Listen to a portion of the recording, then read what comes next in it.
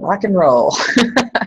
Good morning. Good morning. Welcome, everybody, to the Saturday Morning Mastermind. I'm your host, Samantha Studebaker Carl, and I'm here with my good friends, Catherine and Dan. And today we are going to be talking about self-mastery. Are you the master of yourself? And the reason we're talking about this is because we're discussing verse 33. What's that? I see you going on. I'm like, no, I am not. Oh, right on. I don't think are we really, any of us, master of ourselves? I don't know. We're heading in that direction, right? To some extent, we can control some things and not the others or whatever. But, okay, so we're talking about this because we're studying verse 33 of the Tao Te Ching as interpreted by Wayne Dyer in his book, Change Your Thoughts, Change Your Life, Living the Wisdom of the Tao. And we are on, well, I don't even know. Let me see, week 35 or something like that? Yes, week 35 of this study. And so anyway, before we get going into this discussion, I just want to give my friends an opportunity to introduce themselves. So Dan or Catherine, whoever wants to jump in. How about? All right. Hi, this is Catherine in Boulder, Colorado. I'm glad that we're here this morning for verse 33, and I think it's going to be a comical subject, actually. And I'm Dan Sissick, and glad to be here again this week. Yeah, because when I was doing the blog post for us this week, I'm like, am I really the master? Or am I just fooling myself to think that I am and trying to? So with that, outside of that, it's kind of, yeah. So it's going to be interesting to see how much of masters we all really are.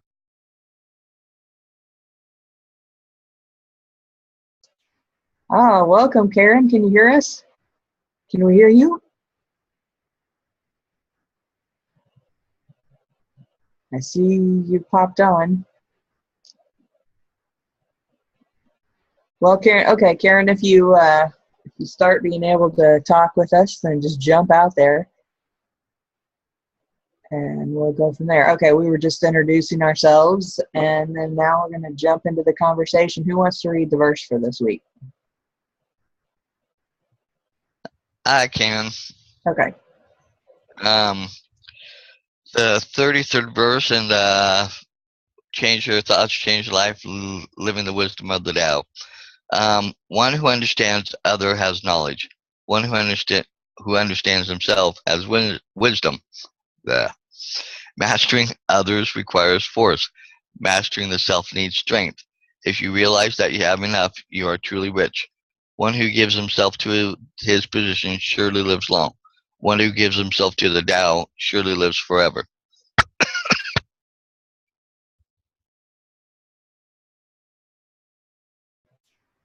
Morning, Jason. Hey, good morning. Can you hear me? Yeah. Awesome. Great to be here. Nice to see you. Hi, Catherine. Hi, Dan. How's it going today? Going good. You just read the 33rd verse of the Tao, huh? The Tao Te Ching. Yep. One who understands others has knowledge. Definitely. One who understands himself has wisdom. Mastering others requires force. Mastering the self needs strength. What do you think that means? I think it's interesting. Well, okay, so let's dig into that. Knowledge versus wisdom. Why do you think that understanding others is knowledge and understanding yourself is wisdom? What's the difference? What do you think the difference is? Well, I think one thing is everybody has knowledge of some sort. We all have knowledge of something like me, I have knowledge of accounting. That's a background that I took time and energy and put a lot of effort into to learn and understand and have the knowledge so that way I could go out there and work. I think wisdom takes some of the knowledge, but also part of life's lessons, things we learn, things we don't always learn and have to continually relearn and learn until we get it as a basis to help us interact and live out there and be a part of the actual world.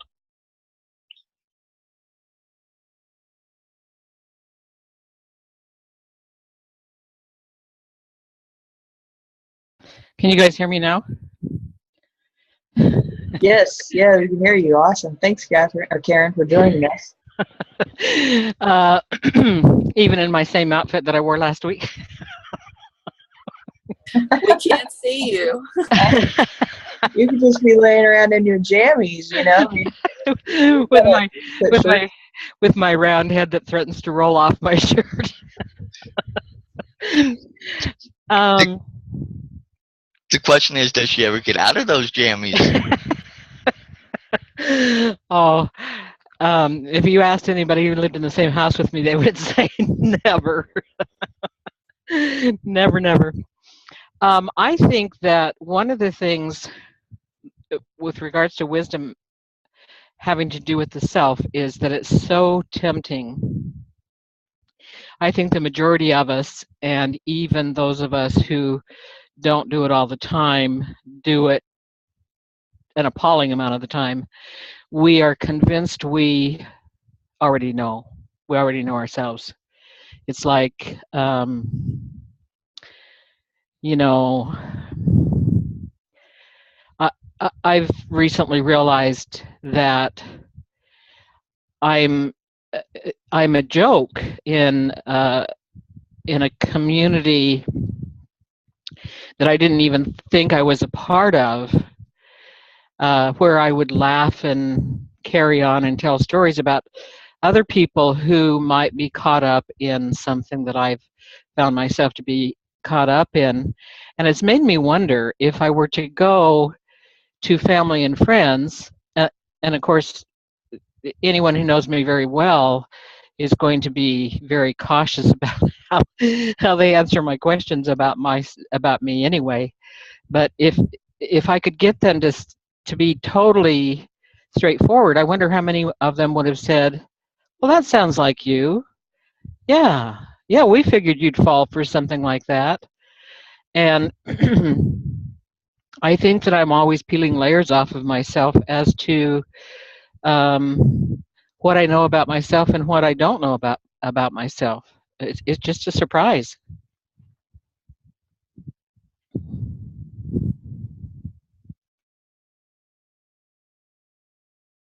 That's a really good point, you know, and peeling off layers. That's this verse also reminds me of the same sort of thing. How excuse me, how even though you know, I went to college and I, you know, learned a lot of stuff, as I realized during that time, I also sort of picked up a lot of things that weren't exactly accurate, and you know, maybe were just kind of trending philosophies at the time, um, and just overall sense of self that since then I've been unwinding, so to speak, you know. And masterminds like this helps me to kind of get a good look and pull up the edge of one of those layers, and then start, you know, peeling it back to see, you know, what's the truth about it, you know. So I like that. Thank you.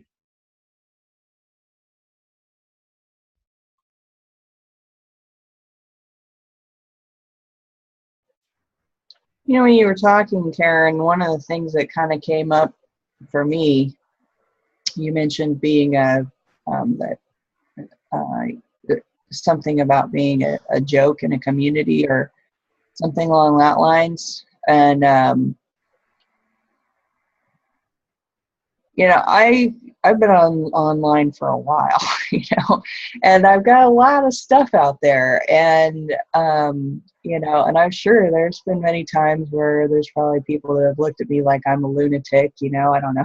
I have no idea what they say, to be honest, but I try and remember that you know, it doesn't really matter what anybody else thinks. It only matters what I think and how I feel about myself, because you know, I mean, I've come across random things here and there where somebody's made a comment or made some kind of funny out of something that I created online, and you know, I mean, or something that I did or said or made a face or you know, whatever.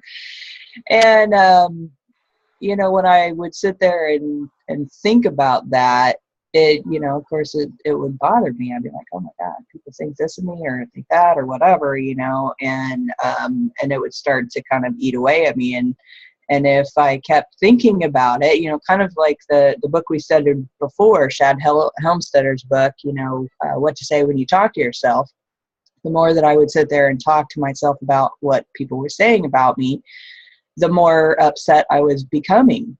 And but then I realized it doesn't matter what anybody else thinks of me. It only matters what I think of myself. And when I would sit there and talk to myself about how awesome I think I am, then I would be much happier, And, and sometimes, just like the same things that we tell ourselves that are negative, if we sit there and we constantly tell ourselves we have a fat butt, and how horrible that is that we have a fat butt, then we start becoming more and more upset about it, right? But then if we tell ourselves a complete opposite story of how nice our butt is, and we start going, woohoo, look at my butt, then all of a sudden we get this different attitude, and it's, and so what's interesting over the years is the more that I have done that, even when I have something happen that is, completely idiotic, where I've made a mistake or I have tripped and fallen in the middle of the parking lot because I was tripping over my feet or something silly like that, is that I just pop right back up and I keep on going and I don't even think about it, because I've kind of changed the way that I talk to myself about those things. And, it may sound like it is such a simple fix to just change the words in our head, because we do have these other words coming in that like to get in there and niggle away at us and make us feel worse than, what we need to be feeling, or feel bad about ourselves for whatever thing it is. But we can change those words, and once we do, that makes a huge difference. So I don't know. I just wanted to kind of address that a little bit, because, I think that anytime we put ourselves out there, as there's always going to be somebody who doesn't like what we do for one reason or another. And because they don't want to think about what's going on in their own lives, they'd rather focus on other people, because that makes them feel better about themselves in some way. And we got to remember that's their business. It's not our business what they think of us, in my opinion. So that's all I had to say about that. I was going to jump out and, from the book, because when I read it this last week to do the blog post, and going back and reading, and after we've had a little bit of a beginning on this now, on the first, page 161, in his commentary and stuff, in the second paragraph, he goes, as Tao-oriented life focuses on understanding yourself rather than on the thinking and behaviors of others.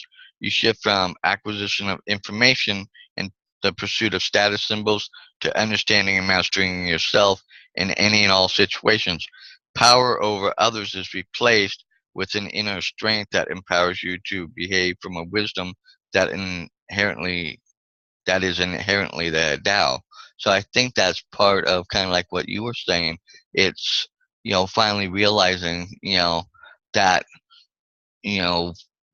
where we start at, or where a lot of us are, we're using a lot of what's going on as power and stuff to build up a false sense of ourselves as to what we think we are, who we are, what we're about, when in actuality, when people look at us, they're not seeing us in that light a lot of times, and therefore then we can have that turn around on us, and then we can get negative and use that against ourselves.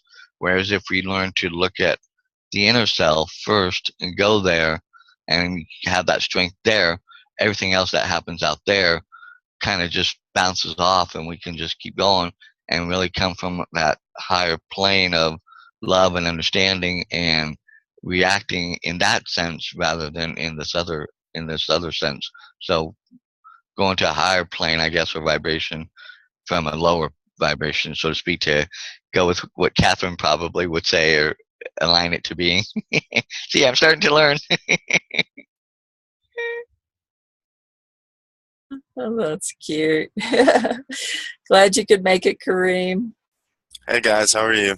Good. We're on verse 33 today. Did you get a chance to look at it?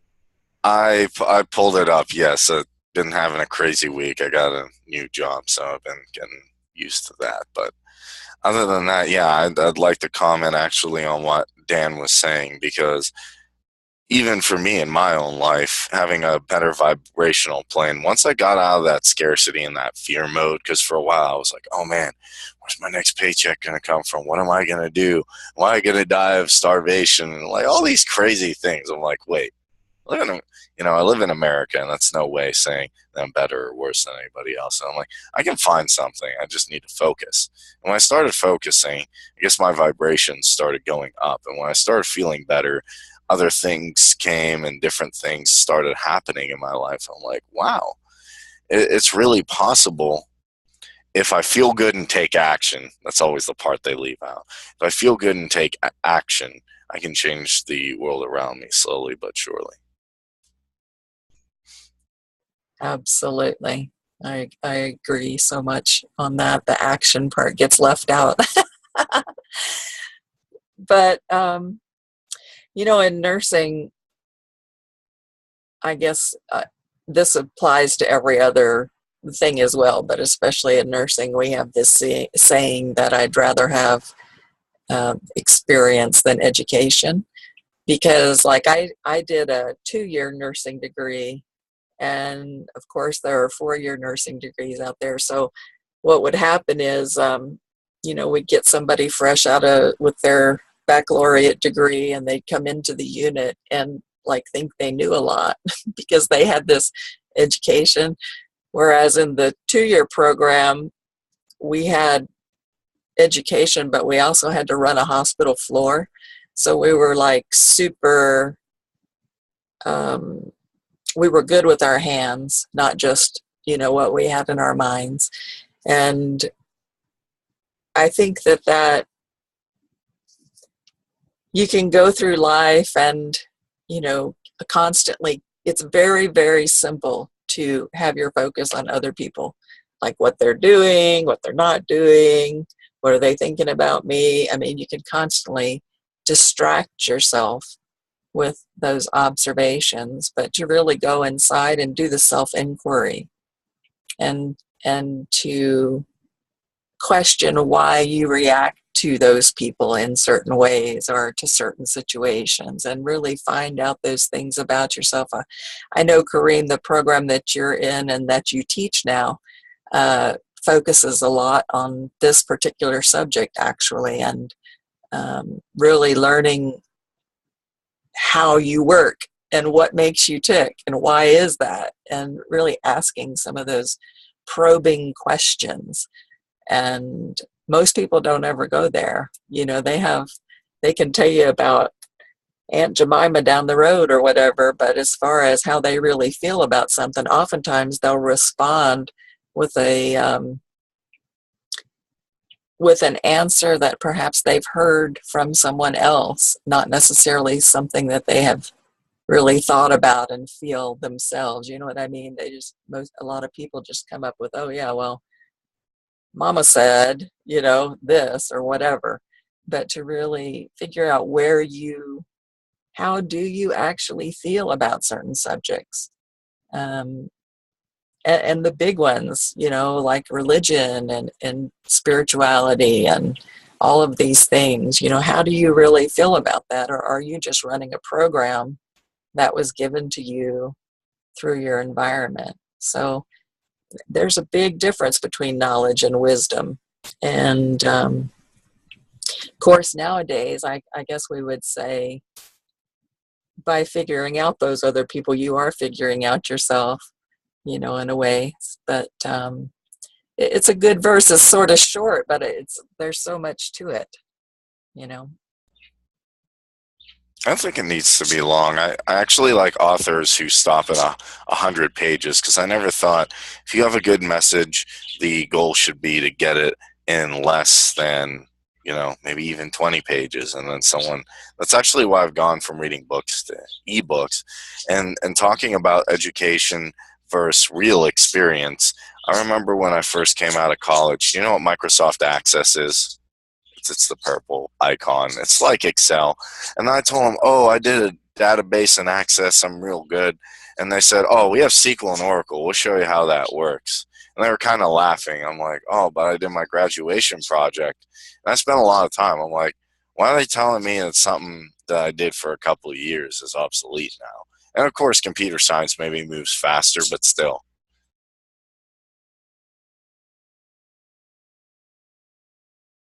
Yeah, I like what you were talking about, Catherine, as far as the programs that or the messages from other people. Is that, is that what you're letting guide you?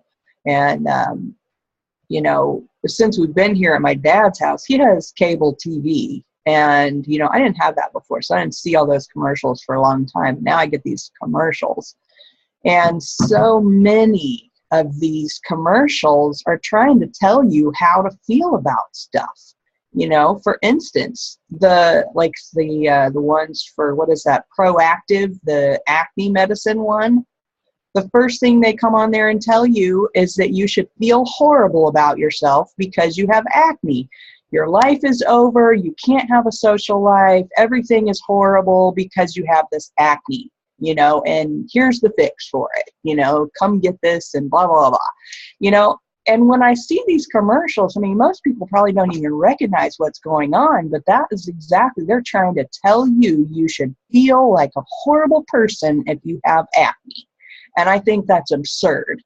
And then there's another one that I saw that is, it's like a bladder control one, or like it's the bladder is running your life. It's this little, cartoon bladder, and he's dragging you off to the bathroom every 3 seconds and ruining your social life, making your life hell. It's horrible that you should have to go to the bathroom more than twice a day. What's wrong with you? And I'm like, what the hell? This is why we have so many people out there that are just like, the world is over because I have to go to the bathroom. I just can't live my life. And we wonder why people want to commit suicide. I'm like, well, here's why. It's because all these freaking commercials, I'm like, doesn't anybody, I have to go to the bathroom more frequently than the average person, but my life is not over. I don't feel bad about myself because of it. I'm like, if I had paid attention to those damn commercials, I would be a miserable person. And okay, that's all I have to say on that. But that's just one thing, right? It's one thing of what it's sitting there trying to tell us how to feel, what to be, who to act, BS. Well, I was going to jump out on that. It's like, I think ever since TV really's gotten into more and more, and they're using, when advertisers learned that they could really pinpoint and really, I don't want to say brainwash, but that in a sense kind of brainwash people.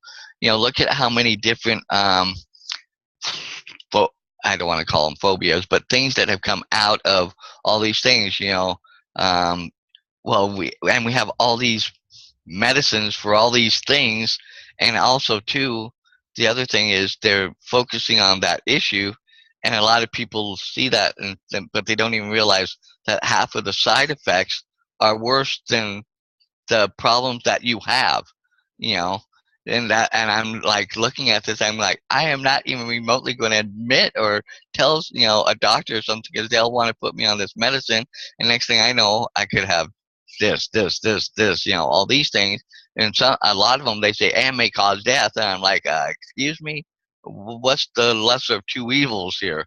Dealing with my situation and coping and learning how to live around it and deal with it as it being a factor in my life. Now, if it's something like cancer or something really life-threatening, okay, yeah, I can get it, go talk to your doctor, check it out, be smart about it too. But I'm just like, and now there are some that commercials like you were talking about that come across very negative, but I, like how they're coming across with it, like for a lot of the smoking ads now, where they're showing it as, I love the one where it's, the girl signing like a contract, saying that she's going to be beholden to the cigarette for the most major part of her life now because she's deciding she wants to smoke. That gives a very negative connotation against what something that is very unhealthy. And going from a point of view, my mom smokes. She stopped for 17 years, then started again. So kind of in my head, it's like, and seeing her get up, go out, and it's like, yeah, you are a slave to that. So in that sense, I see the positive spin that comes out of it to help people realize that, yeah, that's an addicting type thing. But overall, a lot of these things where we have to keep up with the Joneses, do this, do that, do the other thing, we're so pushed by, again, what everybody thinks out there rather than making sure we're happy with where we're at and where we're headed and how we're treating the world. Dan, ask Xanax if your doctor if it's right for you.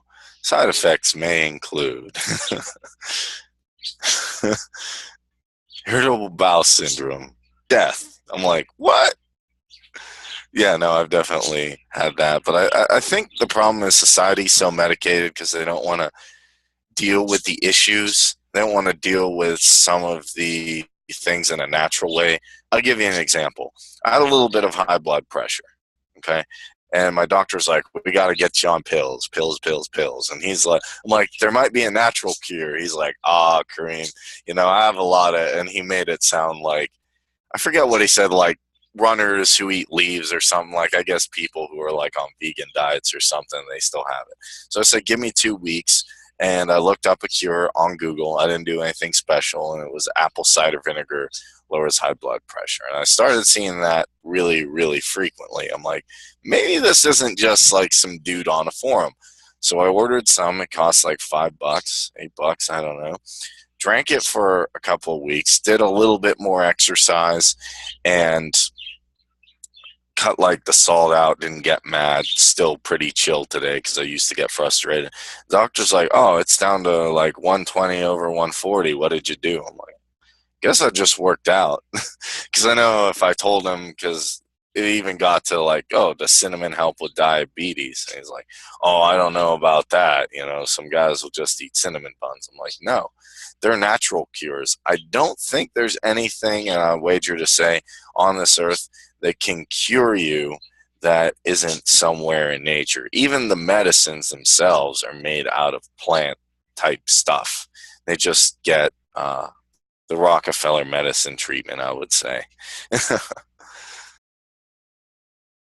Yeah, I think the goal for the doctors and the pharmaceutical companies is to just get you on something that you have to take for the rest of your life. And here, I want you to be on 50 different pills, Let's not go there. Let's go back to talking about, examining our own selves and examining, how we feel ourselves versus, what everybody else is trying to tell us to feel, right? Because I think that really is the key. I mean, if we just pay attention to what the TV's saying and what our doctors are saying, we just go and we just do whatever just because they say so, then we're missing out on huge opportunities to know ourselves better and to become, better versions of ourselves and be the example for other people in the world as well.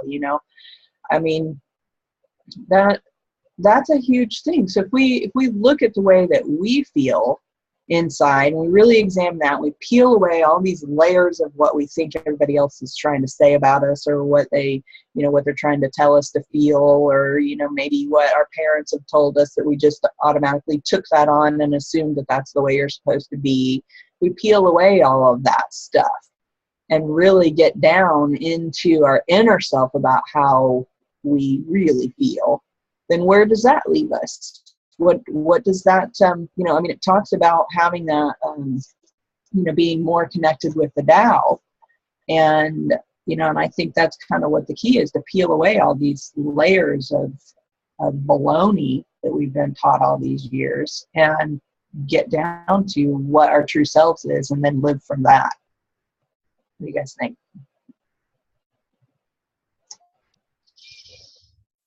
I'll jump out again.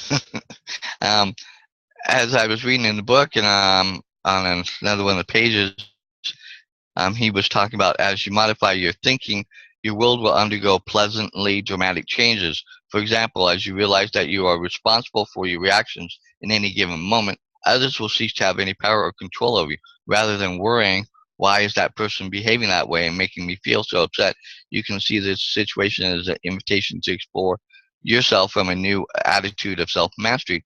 Your inward exploration allows you to permit the flow of inner responses, examining them with tolerance and directed towards yourself. By seeking your stream of thoughts and simply going with them, the conduct of that other person instantly loses its potency. And I think we've all probably have had times where when we've actually really sat down and thought about what something said, something did, and we realized that, you know, I really didn't have to respond that way because, if I respond instinctively, I'm going to respond one way. But if I really think about it and weigh it out, I'll probably respond differently. And I've done that a few times. I've actually stopped and paused and thought and, like how I might respond or how I might look, do something, or somebody might have told me something, or, family member, and, I thought about it and then gone home and really thought about it again and said, no, I'm not doing that because it just doesn't feel right. It doesn't feel suitable to me and not how I want to respond. So, at times I think, by going inward, you get the better answer sometimes rather than just reacting out there in the instant or reactionary to it. Do I do that all the time? No, most of the time I don't. I like what you said there, then, because when I know I'm being my true self when my thoughts, my actions, and my words all align. I think that's the biggest factor of how do I know I'm being my true self? Well, I'm thinking it, I'm doing it, and I'm saying it. There's nobody thinking, well, Kareem's saying that he wants to be into personal development, but when I see him out in the world, he's being mean to people or he has a bad attitude. And that's one thing I want to make clear. Or if I say I'm going to be at a certain place, provided my internet, I just got that working, doesn't go, I'm there or I'm there in person. And making sure when I say something, when I do it, and when I think it, that has to all come together like Lego blocks. And it all has to connect. And when I can connect all the dots together and say, this is who I am, this is what I do, this is what I'm about. You can take it or leave it, and some people will take it, and some people will leave it, and I'm fine with that because I'm not going to worry about somebody who doesn't want to work with me for who I am or hang out with me for who I am. Even if that person happens to be a good friend in the present or related to me, I got to do my own thing. And that's, for the most part, what I've done. Other times where maybe I'm at work and I'm wearing a button down and I'd rather be wearing something else, or is there a few times I hold my tongue because I don't want to say something because it's in a particular situation? Yes, I do conform with the social norms, but outside of that, I'm going to be Kareem and do my thing.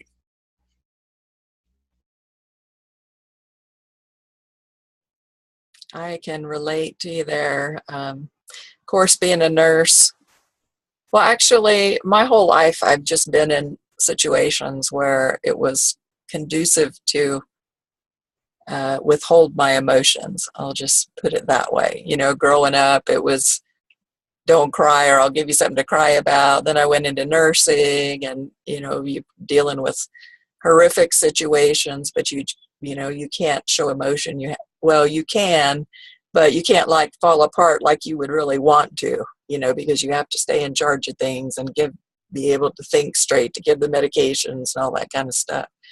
But, and then I'm also somebody that realizes that once words are said, they can't be taken back. So especially in, personal romantic relationships, especially, I tend to not speak because I don't want to say something that I might regret later, but then at the same time, I just stuff everything, which is really bad to do. And so part of that self-mastery, I guess, is learning how to be able to have the emotions and not criticize yourself for having emotions. Like, you know, I was raised that you just don't show emotion, that you're really stoic and stuff. And so I notice in myself sometimes when I see other people, if they're real emotional over something that I think is nothing or whatever, you know, I mean, because that can happen sometimes.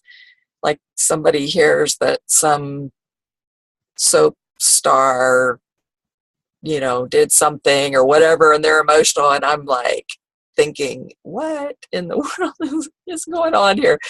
You know, but it's not my place to decide what affects them. I just have to look at what affects me and why it affects me, and why does that irritate me? Because I see that as weakness, because I was programmed to believe that having emotion and showing emotion other than rage, anger, strength, you know, you were allowed to show those, but you couldn't show softness or um, tolerance, or, you know, it was a very reactionary environment. So I really, that's like a seesaw that I balance all the time with myself, and I call myself out on it too, you know. And I've noticed the more of this kind of work that I've done and the older I get, I come to emotion very quickly now. I mean, I can just some of the even business calls that I'm on, you know, I mean, we have a very close team, but oftentimes many of us on the calls are brought to tears just because of the gratitude and everything that we're feeling in the moment. And so I think that my body's going to continue to heal as I learn how to let go of these emotions naturally without judging myself, you know, rather than stuffing them and being stoic. Because I always say, okay, I'll process this later, but then I don't, right? I don't, I just stuff it. So again, it's just another example of, you know, looking at others as knowledge, but really, you know, the wisdom that comes from learning about yourself. We haven't heard from Jason or Karen for a little bit. What do you guys think?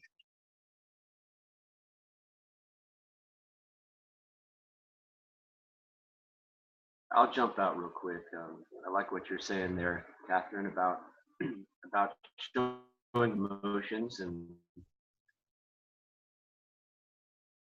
I kind of get the sense that if we don't show our emotions, you know, if we're kind of brought up to where we're not showing our emotions that much, that when we do, it almost opens up a new channel of energy for us that we haven't been used to, and you know, maybe that's a channel that allows us to heal, like you say, you know. Um, so like what you said, Dan, about coming from a higher energy level, in that when you come from yourself rather than a reaction to your environment, that you come with strength and can and have, in that way can step into your own power, is how I understood what you're saying, kind of in a nutshell. And I totally see that, and I also see the opposite of that in sales, and how salespeople will try to, and even the commercials you're talking about there, Samantha, they try to provoke or invoke your emotions and almost get you to react, and almost get you just to react into buying whatever it is, rather than being able to step back and say, is this really, you know, you know, do I really want to take action out of emotion, or should I think about this, you know, a little bit first? And I think that's, you know, we can get caught up in those emotions, and for me personally, that has been that's been a challenge for me. Sometimes it seems like I can be, I don't know, like stoic, like you're saying, Catherine, or very solid and strong in myself, and not be affected by the outside environment, the drama that's going on, and just kind of be I can just kind of see it, you know, and in those situations, there's never enough time to kind of step back out and evaluate it. You're in it. And so what do, you know? And I think that's maybe the only thing we can do is, from having the experiences, we can maybe make different choices, or choose different words, you know, a different tact, you know, in order to maybe get a different outcome than we have previously. What do you think? I thought I was talking and you were stepping on me, and I looked at everybody's faces and everybody was fine with it. I don't know exactly how to do all this stuff. I was starting to say that I was off in cyberspace. I had thought, well, surely I can minimize these windows and have a little bit more stuff available to me, because I knew that Dan had said something that I wanted to refer to, and gosh, I had to start things all over again. But what you said, Dan, I thought you were calling me out, because you said, sometimes I think I'm doing really well and being in charge of myself, and then something happens, and then we all know what goes on from there. And I have been working on, I mentioned, I think just last week, that umbrage was something that I had discovered was a huge part of my response to life. You know, like every day I never wanted to, but I could come up with examples every day of, you know, how I was all offended by this person and that person. And you know, I've always kind of thought that I'm pretty much a normal person, which isn't true. You know, some of us do have a few more problems than the rest. And I started to garner that, but I thought, you know, I'm really no different. What I'm thinking about is a time when I worked at a youth crisis center, and it was in Utah, and I think they called it a level 11, and this was years and years ago, so I don't know really that it has anything more to do than what is in my mind, and that was that we would have kids from all over the country up to age 18 who otherwise, because of the intensity of this crisis place, would have been in prison. And so we, you know, we had some fun characters, and I used to think that, you know, the other people who worked there and taught there, because I was in the education department, you know, we were pretty much kind of on a level, until I started to get involved with this group where I was learning kind of really how to deal better with myself. And I realized that I was really having to deal with this umbrage all the time. Every time I turned around, it was, you know, 2 and 3 days that I was chewing over this stuff in my head, the same thing, just rah, rah, rah, rah, rah. You know, this person shouldn't have been this way, and they told me I was that way, and, you know, all that kind of stuff. So I had thought that I was much improved. But every so now and then I get pulled up short, and it's generally with family. It's even been with my little grandson, who's, I can kind of forget how old he is. I think he's maybe 12 now, but he's a very slight built child. And I know that he knows that, and he kind of goes around like, you know, I've got to I've got to watch what I do, because just about anybody could just flatten me if I don't watch my tongue.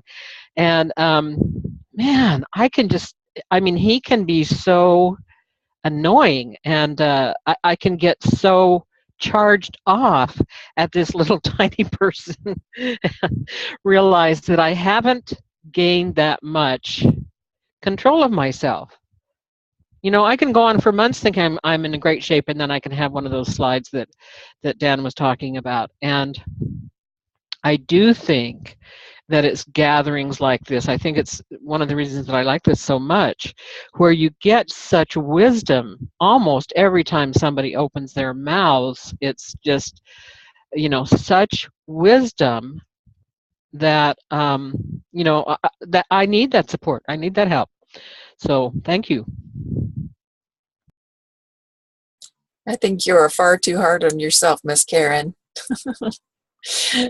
There are people in this world that go through their entire life and never have one moment of inner reflection, inner understanding, you know, and just the fact that you recognize all of those things shows how incredible you are. So I'm so glad you're here with us, and I'm glad that that being here helps everybody else as much as I know that it helps me, you know, so thank you. Thank you, Catherine. All of you are so supportive, so supportive. In fact, I never said anything, Dan, and I don't want to say it crying, but that first time I came on, and you said at the end, you know, maybe we had the problems that we had in this because Karen needed to speak. She needed for somebody to listen. And I've thought about that every time I think of you, because that was so true.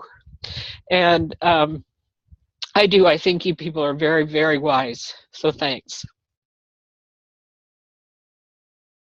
We're so glad to have you on here, Karen, and I, you know, I'm right there with you. And you know, I know it seems like we, you know, maybe we have so much more wisdom or whatever, but you know, we all face these same problems that you've described. Particularly, I mean, that my heart goes out to you with your 12-year-old grandson, because I'll tell you, I mean, I come across situations in my life all the time where I react without even thinking, you know, and you know, and then I think about it afterwards and I'm like, God, I thought I got over that. I thought I was past that. I thought that I had nipped this thing in the butt, you know, and yet again, there it is. It's that slap in the face. And I agree. It's groups like these. It's where we can talk about these issues. It's where we can work on these things together and recognize more and more the areas of our lives that we need to work on. You know, I mean, not that there's anything wrong per se. I don't want to give us that impression, because this is life. This is what life is all about. It's about learning about ourselves and learning about, you know, being human and experiencing these emotions and experiencing these situations. I mean, that's what life's all about. So none of it is wrong and none of it is right, you know, necessarily, but it depends on, you know, what your desire is to, you know, how, what do you want your life to be like? Excuse me, I've got some. In the book, Conversations with God, I think that he addresses this really strongly about the difference between right and wrong as far as this goes. And when I'm not talking about good and evil, we're just talking about how we feel about ourselves in general. You know, if we're sitting here and we're dogging ourselves out for being how we're being, you know, whether it's umbrage or whether we're just, you know, snapping at people instantaneously for random reasons, which is one of the things that I tend to do. And, you know, it's not that it's wrong. It's just that it does not get us to where we say we want to go. And if we say we want to go and have a more peaceful life and get along with people, and we want to be happier and all of that kind of thing, then these things that we're doing to ourselves are causing us discomfort, unhappiness, dis-ease, all of those things. And so that's what we're working on. We're working on reaching that goal of becoming happier, becoming more peaceful, being able to get along with people better and have just a more enjoyable life, right? So, and that's another reason why it talks about in here, what is it saying about, where was it? Well, I can't remember where it was exactly in here, but basically it was talking about, you know, not giving yourself a hard time when you don't do what you think you ought to do. It's just part of life. It's a learning process. You got to make the mistakes to recognize them in the first place that you don't want to do them, right? Because if you didn't make those mistakes, then you wouldn't even know that you were doing them.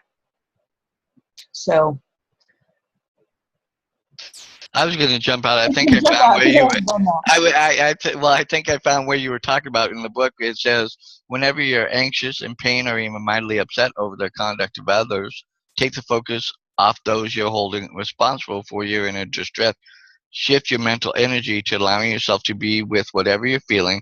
Let the Tao flow freely without blaming others for your feelings, and don't blame yourself either. Just allow the Tao to unfold. And I think that's what you were alluding to. And I have to say that this week I found myself on both spectrums. It was weird all in one week. I had a friend come in from Australia for his company's convention, but we're both involved in something earlier before, which I'm still slightly involved with, but he's gotten out of. But he wanted to touch base with me, obviously, to tell me about what he's doing and stuff and things like that. I'm like, fine, let's catch up. We're friends and stuff. So we caught up, and then he ended up turning around and actually paying for a ticket so I could go see the convention that were for all the affiliates and everything, so I could see what he was in. I mean, out of the blue, he just asked me if what I thought or anything. So yeah, okay. Never heard of him before. So he got me the ticket. I spent the 3 days, went all 3 days, liked what I saw, but I had to stop because he was kind of pushing and saying, well, what do you think? Do you think, we got this, we got this, we got that support, this. I'm like, in all the things I've gotten involved in online and building my own business stuff, I always jumped first with my heart and how it felt good. And I got caught up in the rah-rah. I said, I'm learning, and partly it's coming out of what we've been studying over the last years, and a half or so, since I've been more involved with this group. I'm learning and growing, and then also in Kareem's group now too. I've learned things out of that group too. How I don't want to necessarily just jump into anything based on the emotions. I'm stepping back and looking and seeing, okay, does my head and my heart actually match up for where I want to go and get to in life? And is that really what I'm wanting and looking for? So I'm learning that. But then in the same token, I think it was Wednesday, I was driving down to meet up, and I had the most random thought out of the blue, and it always tends to be with family, jump in my head, and it was something, and it got me riled up, and I got pissed and mad and upset and really going, kind of like what you were saying, Samantha, where I'm just, and I had to stop and say, wait a minute, no, I'm not going to deal with that thought and emotion and those. I'm not going to let it ruin or get in the way of what I'm doing here. I had to somehow find a way to push that out of my head. But it was, but it always tends to be more with family. When those things kind of jump in my head randomly, I get very upset, worked over, pissed, mad, all the gamut of everything, and but I'm kind of like Catherine. I tend to react after the fact. Like I can be with my family, I'll be nice and everything, and stuff. Because it's like when I'm there. Because growing up with the abuse that I had, I learned how to, in the moment when things were going on, just hide it and bury it. Because if I kept on, it would make everything much worse, and usually much worse for me or my sister. So at that point, it was like I learned to just okay, not go in my bedroom, or if I could get out of the house, or however I found other ways of expressing it out. So, but it was like in the moment, I'm like, I can't deal with this. I'm not gonna deal, and I had to push it out of my head. But and then it didn't come back, for the rest of the day. So thank God I didn't focus on it and let it ultimately turn around and come back again later on in the day and be something that bothered me. And even now, as I'm talking about it, it's like, okay, that was what happened that day. It was just a moment, fleeting, something trying to get me worked up when I really didn't need to be worked up. So I am learning some of these things, but it can come up out of the blue in the weirdest places sometimes, and can catch you totally off guard. And I'm learning that's usually when it happens.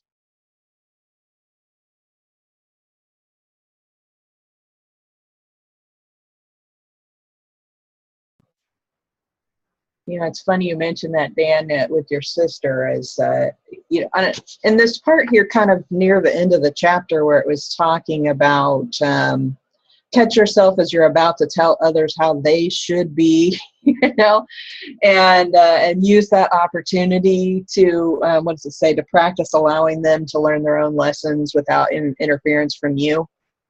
And just recently when I rode with my sister up to go up to the lake where my aunt and uncle have a house, and I don't ride with my sister very often. It's just kind of here and there. And she doesn't drive anything like I do. She's like a completely different driver, and she's got a whole different level of I don't know, hyperness or whatever. I don't know what it is. It's something different. It's just a different way of driving. That's all. It's just different. And it's not like I drive, which is more calm. And she's. But anyway, so she's driving and she's having all these issues with this truck. 'Cause it's this old, early 90s Ford dually pickup truck that she's driven. She's got the kayaks and the bicycles and everything else in the back, and it's piled high, and the truck's not, it's got a loose transmission and all that, and she's just driving all erratically, and I'm just like sitting here going, "Ooh, look at the clouds."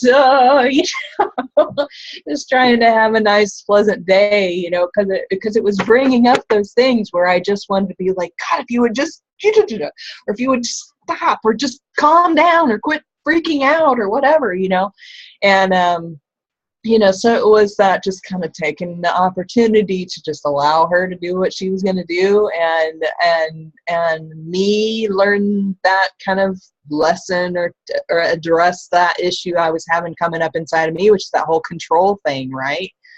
And so, I mean, these things come up for all of us, and I think family is probably the biggest trigger for many of us, because they're the people that we're closest to, and because we feel more free to just kind of let our natural tendencies to flow out, because we know they're going to be there regardless. We aren't worried about whether or not they're just going to leave one day because we say one random thing, I don't know. That's kind of my thought on it, but I mean, they're good teachers for us. Our family is. And so, I mean, we all have those people, right? But here we are. We're almost at the top of the hour. So everybody take a second and just share your final thoughts. There's so much more we could have talked about this. I wanted to talk about the whole, what he meant by living long versus living forever, but we didn't have time to talk about that. I wanted to know what everybody thought about that. But okay, so final thoughts, guys. Jump out.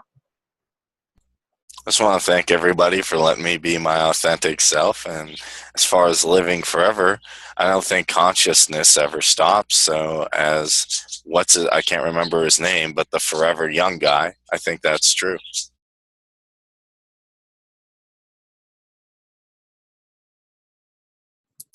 Well, self-mastery is a moment-by-moment experience, and we really, I think those of us that are striving to understand ourselves and gain this wisdom are way too hard on ourselves sometimes. We have to remember that we're human, and we are here to experience all of these things. And people that, are trying to maintain a higher vibration, sometimes they look at, because if you look on an energetic scale where different emotions are, they look at those lower vibrational emotions and they try to completely avoid them because they're trying to hold this high vibration. But it doesn't really work, guys.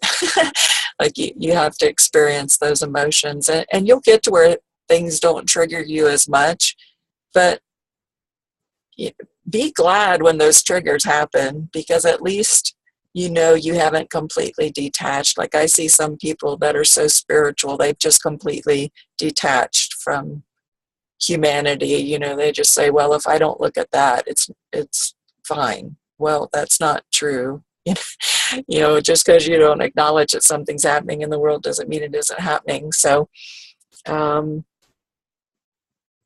be kind to yourself, be kind to others, be kind to yourself, and just take these lessons, because that's exactly what they are, and learn from them.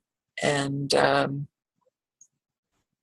I don't think there is a complete mastery. I mean, I have run in some circles with some quote gurus and had some behind the scenes interactions, and they get pissed off too, guys. I'm telling you. So don't compare yourself to so-and-so guru that you think is all that, because they might have more problems than you have. You just don't know. Have a great week, guys. That's so true, Catherine. Appreciate you, and I appreciate being out here. I know it's top of the hour to get going, but I really appreciate the discussion here on, you know, change your, how is it again? Change your thoughts, change your life. And, you know, it's kind of like change your mind, change your life. You know, I just want to encourage everyone to go down, you know, to take the opportunity to look into, you know, how you can change your own life and change your mind and step into your own power. And I really appreciate being here, and hope everyone has a great weekend. I'll jump out now really quick. As always, I absolutely just love this group and just continue to learn and grow and gain insight and stuff that helps me. And appreciate what you said, Karen, earlier. Wow, I didn't know I had that effect, but I appreciate that.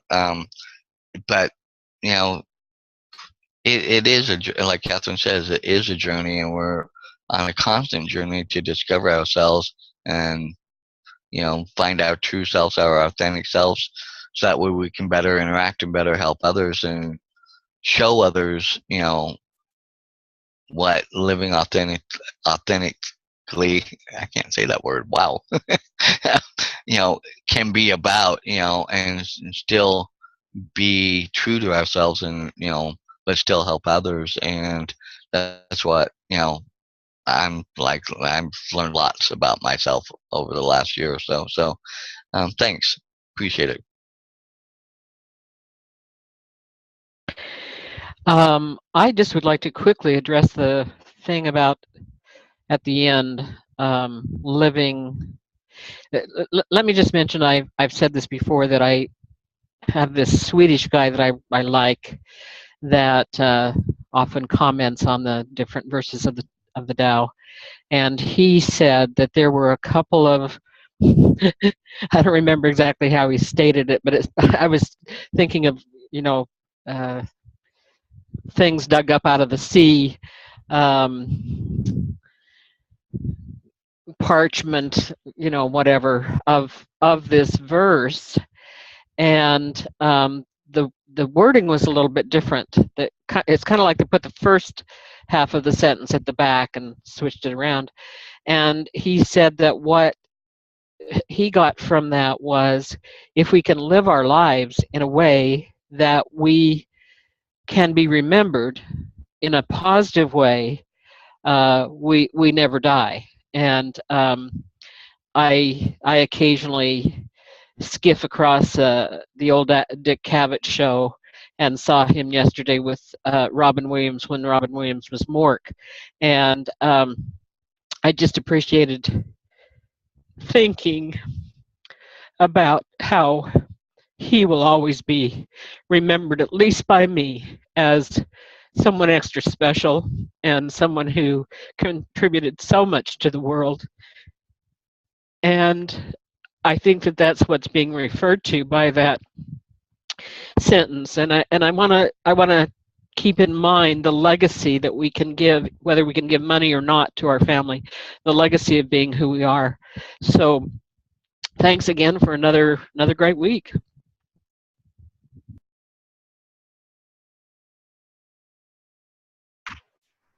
Oh, thanks for sharing that, Karen. That is a great point, and I do remember Robin Williams as Mork, and as so many other characters. And yeah, Chatbot.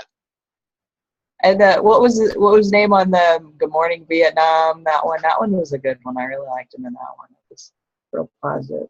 But there's so many different people that have made huge impacts on the world, and in the greater sense, but yet then here we are, we're making an impact on each other and on our families and on anybody who watches the Saturday Morning Mastermind or participates with us in any way. We're making that little bit of change in the world, putting out that ripple of change in the world, and with our goal to improve things the way that that we ultimately want to see the world, right? So I think everybody has that opportunity. So, okay, well, that's all for this week, guys. I want to thank each and every one of you for participating with us and sharing your insights and sharing your experiences, because that's how we all grow. That's how we all learn, and how we all gain insights into what we're reading. And so thank you. I'm so glad to have you all here. So anyway, have a wonderful, awesome, and amazing weekend, guys. And we'll see you again next week on the Saturday Morning Mastermind. And that's it for now. Bye.